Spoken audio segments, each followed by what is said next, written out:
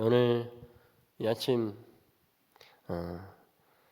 또 이 사부 예배 시간에 또 종교개혁 주일인 귀한 날에 예배 자리에 나오신 여러분들을 주의 사랑으로 환영하고 축복합니다. 앞서도 기도했던 것처럼 너무나 황망한 일을 당하고 나니까 우리가 안전히 예배를 드릴 수 있음이 얼마나 우리에게 은혜이고 감사인지 모르겠습니다. 오늘은 말씀드린 바와 같이 마틴 루터 목사님이 종교개혁을 일으킨 지 505주년이 되는 해를 기념하는 주일입니다. 우리가 종교개혁이라고 하는 것은 우리가 세계사 시간에서 다 배웠죠. 가톨릭 또는 천주교에서 개신교가 분리되어 나온 것으로 우리는 그렇게 이해하고 있습니다. 틀린 말은 아니지만 그보다는 종교개혁의 본질은 사실 신앙에 있습니다. 세계사 시간에 이야기해 줄 수 없는 부분이죠.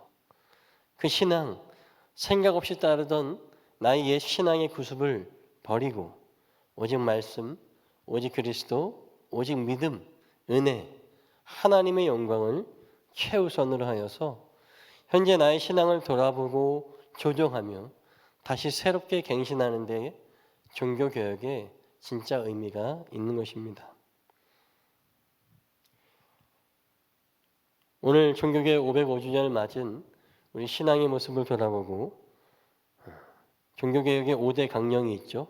제가 자주 말씀드리는데 오직 성경으로, 오직 그리스도로, 오직 믿음으로, 오직 은혜로, 오직 하나님께 영광으로 우리 신앙의 모습을 돌아보고 혹시 우리가 이 신앙의 기준에 모자라거나 치우친 것은 없는지 살피며 우리의 신앙을 좀 더 바르게 세워가는 그런 귀한 날이 되시기를 주의 이름으로 축복합니다. 오늘 본문의 말씀은 하박국 선지자의 이야기입니다. 오늘 말씀을 제가 쭉 읽었는데요. 하박국 선지자가 하나님께 한탄합니다. 하나님 어떻게 하나님의 백성들인데 하나님의 나라인데 당신이 세우신 나라인데 어찌 우리가 이렇게 고난을 당할 수 있겠습니까? 정말 당신이 살아계시기는 한 겁니까? 당신이 역사하신다면 우리가 이렇게 당할 수는 없지 않습니까? 폭력이다라고 하나님께 살려달라고 애원하여도 하나님은 반응하시지 않는 것 같고 폭력 가운데 건져달라고 해도 하나님은 구원해 주시지 않는 것 같습니다. 그야말로 하박국 선지자와 이스라엘 백성의 상황은 절망 그 자체이죠. 1장 3절 4절에 이렇게 얘기합니다. 어찌하여 나로 불의를 보게 하십니까? 어찌하여 악을 그대로 보기만 하십니까? 약탈과 폭력이 제 앞에서 벌어지고 다툼과 시비가 그칠 사이가 없습니다. 율법이 해이하고 공의가 아주 시행되지 못합니다. 악인이 의인을 협박하니 공의가 왜곡되고 있습니다. 하박국 선지자는 자신의 앞에서 하나님 나라, 하나님의 백성들에게 이러한 일들이 일어나는 것을 이해할 수가 없었어요. 하나님께서 왜 이런 비극을 우리에게 보게 하시는지 그는 이해할 수 없었습니다. 하지만 하박국서를 오늘 읽은 본문에 이어서 계속 읽다 보면 그 이유를 알 수가 있습니다. 바로 백성들이 하나님의 말씀, 하나님의 원칙을 지키지 않고 범죄하였기 때문에 그렇습니다. 그들의 삶이 하나님 앞에 1장 2절부터 4절의 말씀과 같이 하나님이 불러도 대답하지 않고 하나님을 무시하고 하나님이 없다고 눈에 보이지 않는 그것은 신이 아니라고 하나님을 무시하며 하나님을 섬기면서도 버젓이 우상을 섬기는 오히려 사람들이 하나님께 말도 하지 못할 폭력을 행사했다라고 하는 것을 우리는 깨달을 수 있습니다. 지금 하박국 선지자와 이스라엘 백성들이 목도하고 있는 이 현실은 그 백성들이 당하고만 있는 것이 아니라 사실은 이스라엘 백성이 먼저 하나님께 범죄하였던 사실이었습니다. 4절의 말씀을 다시 보면요. 율법이 해이하고 공의가 아주 시행되지 못합니다. 악인이 의인을 협박하니 공의가 왜곡되고 말았습니다. 마치 지금 하박국 선지자와 이스라엘 사람들은 마치 율법이 해이해진 것처럼 하나님의 율법이 약해져서 그런 거 아닙니까? 라고 따지는 것 같았지만 그러나 사실 율법을 해이하게 만든 것은 누구입니까? 율법을 약하게 한 것이 누구입니까? 하나님이 아니고 바로 우리 사람들이죠. 공의를 왜곡하는 악인들은 따로 있는 것이 아니라 바로 하나님을 무시하고 하나님의 말씀대로 살지 못했던 이스라엘 백성들이었다고 하는 겁니다. 그리고 그들은 스스로의 그들의 원칙인 율법을 무너뜨렸을 때에 하나님이 주시는 재앙을 당할 수밖에 없었다라고 얘기합니다. 오늘 본문 2장으로 넘어가면 하박국 선지자가 다시 이렇게 고백하죠. 제가 초소 위에 올라가서 나의 자리를 지키고 하나님께서 내게 무엇라고 대답해 주시는지 기다리겠습니다. 그러면서 자신이 호소한 것에 대해서 왜 하나님이 이스라엘을 이렇게 힘들게 하시는지에 대해서 그 답을 듣겠다라고 얘기합니다. 그런데 하나님께서 금방 그에게 대답하십니다. 그 말씀 중에 오늘 우리에게 있어서 종교개혁을 맞이하는 우리에게 있어서 가장 중요한 말씀 2장 4절의 말씀이죠. 이 말씀을 같이 한번 읽어보겠습니다. 2장 4절의 말씀 마음이 시작 마음이 한껏 부푼 교만한 자를 보아라. 그는 정직하다 하지 못하다. 그러나 의인은 믿음으로 산다. 아멘. 하나님께서 뭐라고 얘기하시냐면요. 하박국에게 야 마음이 한껏 부푼 교만한 자를 봐라. 이 사람은 누구입니까? 마음이 한껏 교만하여서 부풀었던 교만한 사람 누구입니까? 사실은 하박국과 이스라엘 사람들입니다. 마치 그들은 뭐라고 지금 생각하냐면요. 하박국이 지금 뭐라고 얘기하냐면요. 하나님, 우리는 하나님의 백성이잖아요. 우리가 죄가 없는데 우리가 하나님의 백성인데 왜 이러한 핍박을 받습니까? 라고 하는 착각에 빠져 있다고 하는 겁니다. 그들은 하나님께서 선택한 민족이라면 그들이 하나님께서 선택한 민족이라고 하는 착각에 빠져서 그런 우리들은 무슨 짓을 해도 괜찮다라고 하는 그런 교만에 빠진 사람들이에요. 그런 교만이 그들에게 닥쳐오는 고난과 환난을 인정하고 받아들이며 회개하는 행동을 하지 못하게 하는 것입니다. 사랑하는 여러분, 믿음의 신앙생활을 하고 있는 우리들의 모습 가운데 혹시 그런 모습들 있지 않으세요? 내가 예수 믿는 사람인데, 내가 기도하는 사람인데, 내가 말씀대로 살려가는 사람인데 왜 나에게 이런 일이 일어나지?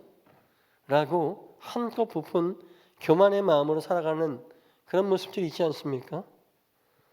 예배 잘 드리면, 헌금생활 잘하면, 봉사생활 잘하면, 목사님과 눈도장 잘 찍으면 마치 복 받는 것처럼 뭐든지 해도 되는 것처럼 그렇게 신앙생활을 하고 있지 않습니까?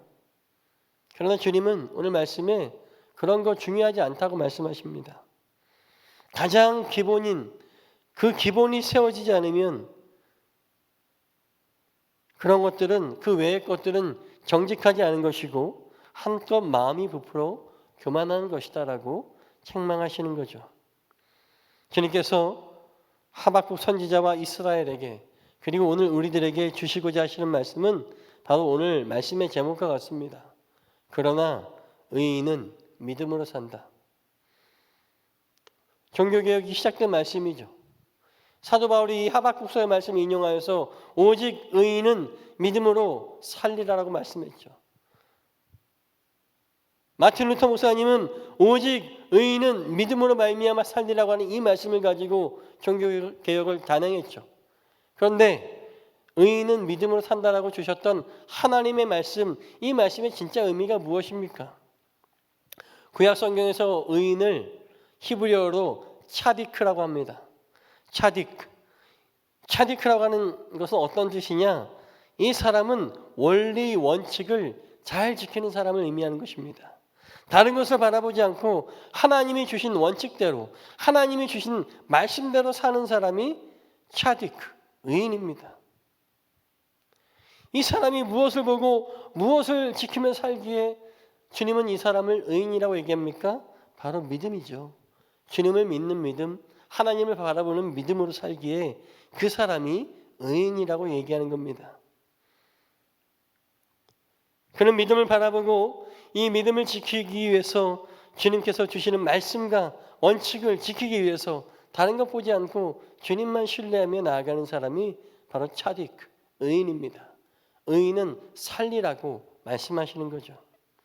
하나님이라고 하는 원칙을 고집하며 그 원칙을 따라 나아가는 사람, 이 사람이 의인이라고 하는 거예요.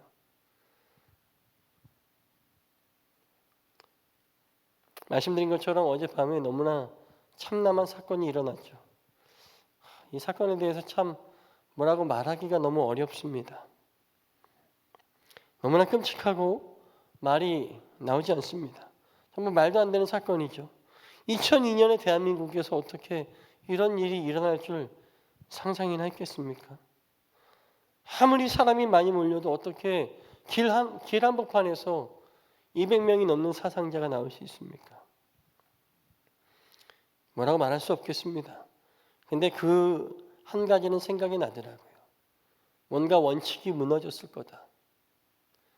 예전에 100만 명이 모여서 집회할 때도 사람 하나 다치지 않고 쓰레기 하나 남지 않을 때도 있었습니다. 하지만 어제는 10만 명이 모였다고 하는데 왜 이런 사고가 났겠습니까? 뭔가 지켜야 될 선들을 넘어서고 원칙들이 무너졌기에 이런 일들이, 이런 비극들이 일어나지 않았겠습니까? 사랑하는 여러분, 원칙이 무너질 때에 끔찍한 일들은 일어납니다. 우리 신앙의 모습은 어떻습니까? 나의 신앙의 삶에 신앙의 원칙들이 무시되고 무너졌을 때 우리의 삶 가운데 어떤 일들이 일어납니까? 사랑하는 여러분, 하나님께서 찾으시고 살려주시겠다고 하는 사람들은 원칙을 지키는 사람들이라고 오늘 말씀에 분명히 이야기하고 있습니다. 그 사람은 곧 믿음으로 사는 사람이다라고 주님은 분명히 우리에게 가르쳐주고 있습니다. 여러분, 믿음으로 사시길 바랍니다. 저도 인간적으로 제 지갑에, 제 통장에 잔고가 많이 남아있으면 그렇게 마음이 편하더라고요. 그런데 카드 결제일의 시간이 지나고 통장이 되어질 때 저의 마음은 불안합니다. 제가 믿음으로 살지 않기 때문에 그런 거죠. 믿음으로 살아가야 된다는 그 사실을 때때로 놓치기 때문에 그런 것이죠. 사랑하는 여러분, 살고자 하는 자는 하나님이 주신 원칙, 믿음으로 하나님 바라보고 살아가는 것임을 깨닫는 우리 모두가 되시길 간절히 소원합니다. 우리는 좋은 교회는 감리교회입니다. 감리교회를 영어로 뭐라고 부릅니까? 메소디스트라고 얘기합니다. 메소디스트라고 하는 이 말은 메소드, 방법이라고 하는 단어에서 온 것입니다.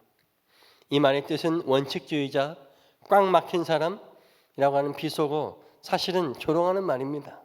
원래 영어에서 메소디스트라고 하는 말이 없어요. 근데 감리교인들이 너무나 답답하게 성경의 말씀대로만 살려고 하고 그런 원칙주의자이다 보니까 감리교인들을 보니까 그 사람 자기 형편도 어려운데 남을 돕고 헌신하고 사랑하는 걸 보니까 이상한 사람 같아. 사기당할 것을 알면서도 어려운 사람들에게 아낌없이 베풀고 돕는 것을 보니까 감리교인들을 보고 조롱하는 것입니다. 아유, 저 꽉 막힌 사람들. 사람이 유도리가 있어야지. 저 원칙주의자들. 이러면서 메소디스트라고 조롱하는 말을 사용하였지만 그 말은 지금 우리 감리교인들의 자랑이 되었습니다. 이렇게 말씀대로 살고 믿음으로 사는 원칙주의는 답답하고 바보 같고 어리석어 보이지만 그러나 사실 전 세계적으로 기독교 가운데 이 메소디스트의 감리교 운동에 영향을 받지 않는 기독교가 없다라고 하는 거예요. 감리교와 성결교, 구세교는 대표적인 웨슬리안, 메소디스트, 요한 웨슬리의 후예들입니다. 침례교단, 특히 남침례교단은 메소디스트 감리교 운동을 더욱더 연구하고 강화하여서 세상을 섬기는 일에 열심을 내는 교단이 되었습니다. 비교적 보수적이었던 장로교들도 현대에 와서는 요한 웨슬리와 감리교 운동을 연구하며 장로교의 미래를 생각하고 있다고 하는 거예요. 제가 지금 공부하면서 논문을 검색해보면 요한 웨슬리와 감리교 운동에 대해서 연구한 논문들이 출처가 장로교 신학교, 칼빈 신학교 이런 데서 많이 나옵니다. 최근에는 오히려 어떤 장로교들은 더 감리교 같은 교회들도 있습니다. 감리교의 모태였던 성공회뿐만 아니라 카톨릭마저도 감리교 운동에 영향을 받아서 새롭게 갱신을 이어갔다라고 하는 것입니다. 제가 감리교인이고 감리교 목사라서 이렇게 얘기하는 것이 아니라 이것이 팩트입니다. 왜냐하면 이 원칙주의자 메소디스트가 하나님이 주신 방법대로, 하나님이 주신 원칙대로 살아가려고 노력하는 사람들이 바로 주님이 찾으시는 차딕, 의인이다라고 말씀하고 있기 때문에 그렇습니다. 사랑하는 여러분, 이 어려운 시기에 우리는 갈 바를 알지 못하고 방황하고 있지 않습니까? 특별히 우리 젊은 청년들이 많이 있는데요. 참 답답하지 않습니까? 저도 지금 제 자신이 좀 깝깝해요. 인간적으로 생각하면 앞으로 남은 60년을 어떻게 살아가야 되나. 저는 100살까지 살 계획이 있기 때문에. 근데 하나님을 바라보며 살아가는 것밖에 방법이 없다라고 하는 거예요. 내가 왜 이 시기에 이런 어려움을 당하고 힘들어하는지 알지 못하고 괴로워하고 있지는 않습니까? 사랑하는 여러분, 오늘 종교개혁주의를 맞이해서 저는 좀 심플하게 메시지를 전하고 싶습니다. 방황하지 말고 원칙대로 하세요. 하나님을 찾고 믿음으로 나아가시기를 주님의 이름으로 권면합니다. 히브리서 11장 6절은 분명히 이렇게 얘기하잖아요. 믿음이 없이는 하나님을 기쁘시게 해드릴 수 없습니다. 하나님께 나아가는 사람은 하나님이 계시다는 것과 하나님은 자기를 찾는 사람들에게 상을 주시는 분이시라는 것을 믿어야 합니다. 아멘. 종교개혁주의를 맞아서 다시 하나님께로, 다시 믿음으로, 다시 예수 그리스도로, 다시 말씀과 그분의 은혜로 다시 하나님의 영광을 위해 살아가는 것으로 돌아가시는 우리 모두가 되시길 간절히 소망합니다. 이 원칙을 기억하세요. 인생의 방황과 환란이 있습니까? 하나님을 찾으시는 메소디스트, 원칙쟁이, 의인의 길로 나가시기를 주의 이름으로 간절히 축원드립니다.